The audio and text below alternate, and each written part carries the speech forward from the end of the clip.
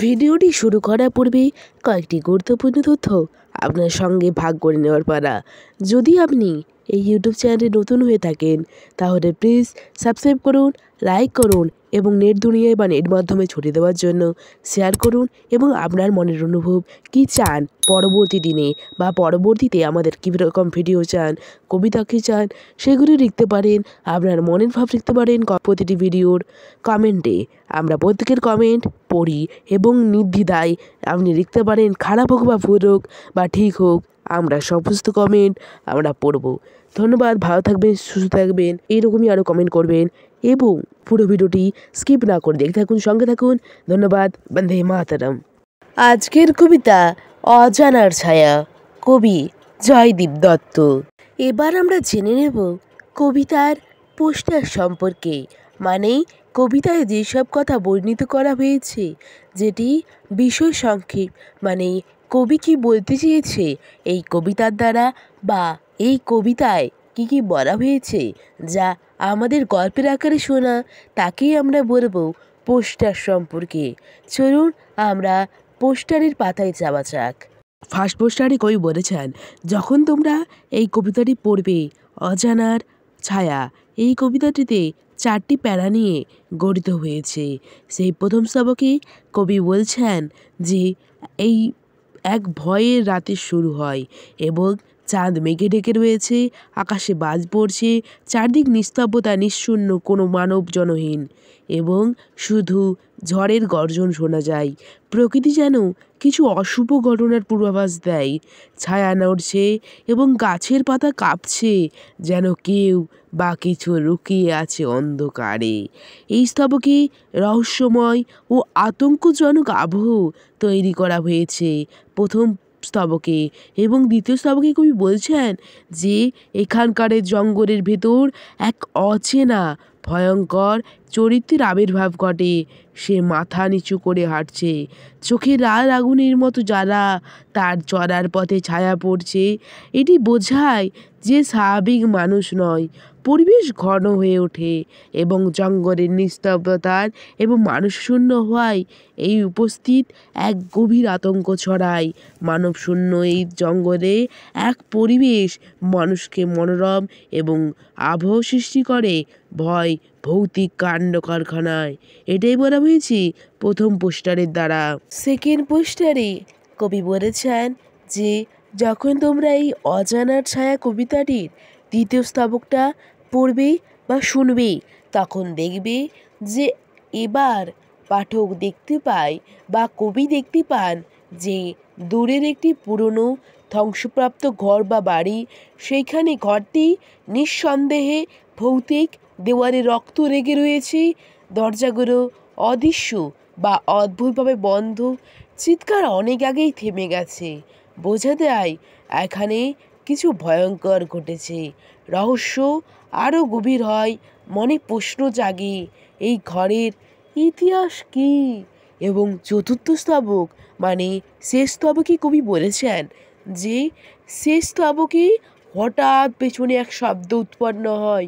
সেই শব্দে একেবারে ঘাড়ের কাছে যেন হৃৎপিণ্ড থেমে যায়, নিঃশ্বাস আটকে আসে, কিন্তু পেছনে তাকিয়ে কেউ বা কাউকেই দেখতে পায় না বা দেখাও যায়নি। বাস্তবতা ও অজানা আতঙ্কের মাঝে হারিয়ে যেতে থাকে চরিত্রটি বা পাঠক নিজেই, মানে কবি সাহিত্যিক নিজে। কবিতার শেষ খোলা রাখা হয়েছে কারণ যেন ভয়টা মনে গেঁথে থাকে। এটাই বলা হয়েছে সেকেন্ড পোস্টারের দ্বারা। বেশি কিছু আর না বলে সরাসরি আমরা চলে যাব কবিতার পাতায়। যদি আপনাদের এই ভিডিওটি ভালো লেগে থাকে তাহলে প্লিজ লাইক করুন, শেয়ার করুন, কমেন্ট করুন এবং আপনার অনুভব লিখে পাঠাবেন কমেন্ট বক্সে। ধন্যবাদ। শুনতে থাকুন, সঙ্গে থাকুন, কবিতাটি পুরোপুরি দেখবেন কোনো রকম স্কিপ না করে। ধন্যবাদ। নমস্কার। বন্দে মাতরম।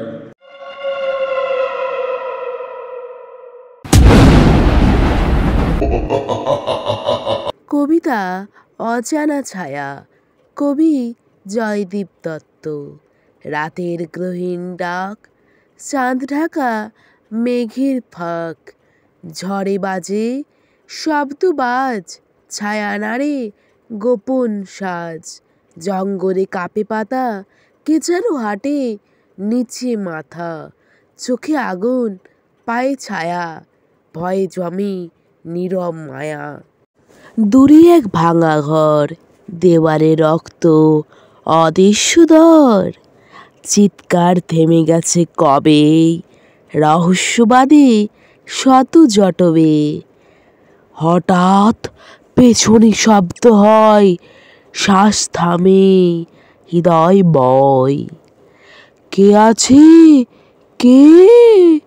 কেউ নাই, অজানাতে ডুবে যায় পায়।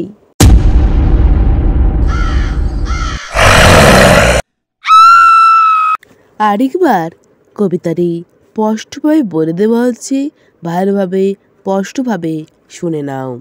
কবিতা অজানার ছায়া, কবি জয়দীপ দত্ত। রাতের গ্রহীণ ডাক, চাঁদ ঢাকা মেঘের ফাঁক। ঝড়ে বাজে শব্দবাজ, ছায়া নাড়ে গোপন সাজ। জঙ্গলে কাঁপে পাতা, কে যেন হাঁটে নিচে মাথা। চোখে আগুন, পায়ে ছায়া, ভয়ে জমে নীরব মায়া। দূরে এক ভাঙা ঘর, দেওয়ালে রক্ত অদৃশ্য দর। চিৎকার থেমে গেছে কবে, রহস্যবাদী শত জটবে। হঠাৎ পেছনে শব্দ হয়, শ্বাস থামে, হৃদয় বয়। কে আছে? কে? কেউ নেই, অজানাতে ডুবে যায় পায়। জয়দীপ দত্ত ইউটিউব চ্যানেলের পক্ষ থেকে ও জয়দত্ত ইউটিউব ক্রিয়েশনের পক্ষ থেকে সকল দর্শকবৃন্দদেরকে জানাই হ্যালোইনের আন্তরিক প্রীতি শুভেচ্ছা ও অভিনন্দন। শুধুমাত্র একটা বিষয় ধ্যান রাখবেন, যাতে আপনার জন্য অন্য কোনো মানুষের প্রাণ যাতে না চলে যায়। ধন্যবাদ। বন্দে মাতরম। ভালো থাকবেন, সুস্থ থাকবেন। এইরকমই আরও ইন্টারেস্টিং ভিডিও আমার চ্যানেলে দেখতে পারবেন। তার জন্য আমার চ্যানেলটি তৎক্ষণাৎ সাবস্ক্রাইব করুন এবং পাশে থাকা বেল আইকনটি অন করে দিন, যাতে আপনার কাছে সবার প্রথমে চলে আসে আমার ভিডিওটি। ধন্যবাদ। বন্দে মাতরম।